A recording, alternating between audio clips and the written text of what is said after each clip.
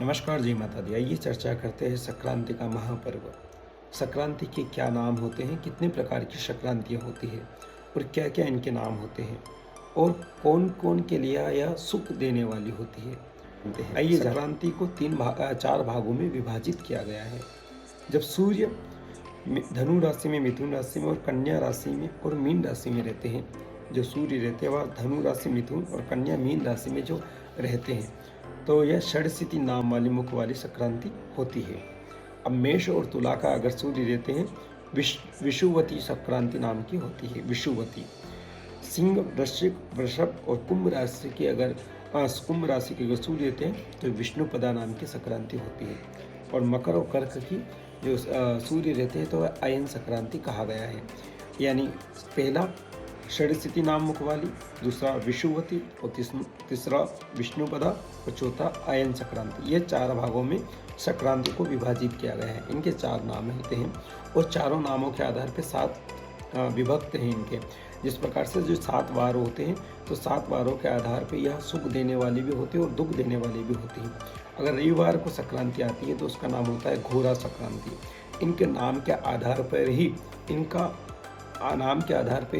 फल परिणाम प्रदान करती है। तो रविवार को अगर संक्रांति आती है तो घोरा नाम की संक्रांति होगी।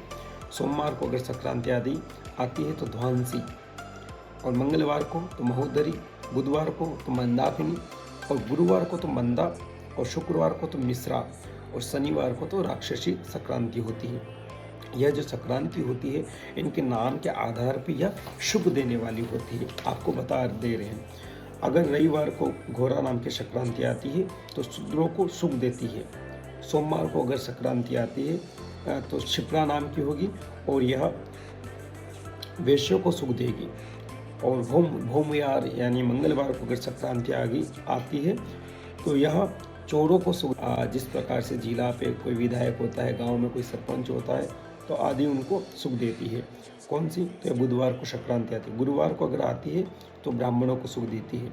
शुक्रवार को आती है तो पशुओं को, पशु पक्षी आदि जंतु जीव जानवर हैं उनको सुख देती है। और शनिवार को आती है तो चांडालों को सुख देती है। चांडालों यानी दारू, चांडालों में आते हैं जो पापी लोग होते, पाप करने वाले होते, भूत प्रेत आदि सभी प्रकार के।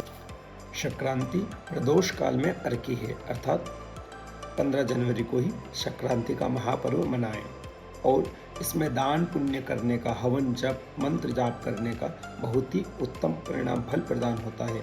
तथा इस दिन जितना हो सके उतना दान पुण्य करें और हवन पूजा करें और जितना हो सके अपने पितरों की कृपा प्राप्ति के लिए भगवत नमो भगवते वासुदेवाय का भी आप इसमें जाप कर सकते हैं। भगवान की सूर्य प्रसन्नता के लिए आदित्य हृदय सूत्र का भी पाठ कर सकते हैं, होम कर सकते हैं।